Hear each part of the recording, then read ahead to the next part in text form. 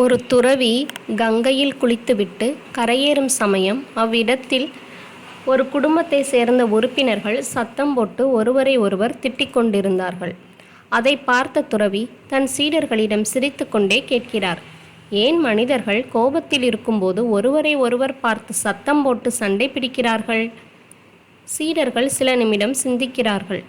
பின்னர் சீடர்களில் ஒருவர், கோபத்தில் நாம் அமைதியை இழக்கிறோம், அதனால் சத்தமிடுகிறோம் என்றார். அதற்கு துறவி, உனக்கு மிக சமீபத்தில் இருக்கும் நபரிடம் ஏன் சத்தமிடுகிறாய்?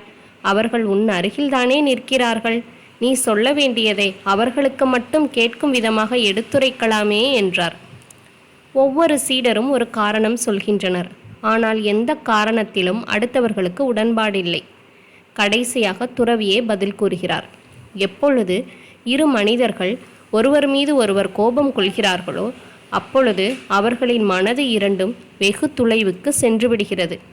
எனவே தூரத்தில் இருக்கும் மனதுக்கு கேட்க வேண்டும் என்பதற்காகவே சத்தமிடுகிறார்கள்.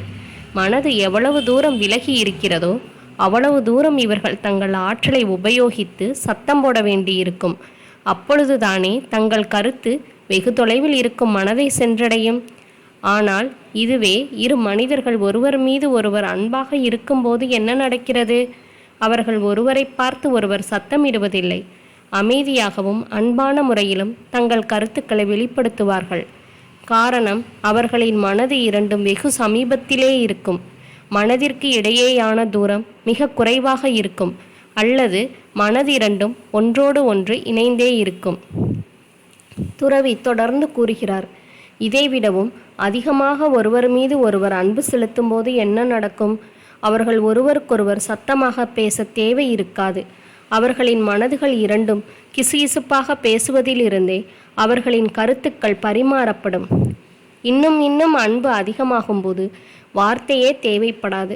அவர்கள் கண்கள் ஒருவரை ஒருவர் பார்க்கும்போதே மனதின் எண்ணங்கள் வெளிப்பட்டுவிடும். துறவி கடைசியாக சீடர்களை பார்த்து கூறுகிறார், அதனால் நீங்கள் ஒருவருடன் ஒருவர் வாதிடும்போது உங்கள் மனதுகள் இரண்டும் தொலைவாக போய்விடாமல் பார்த்து கொள்ளுங்கள். மனதின் தொலைவை அதிகப்படுத்தும் வார்த்தைகளை உபயோகப்படுத்தாதீர்கள்.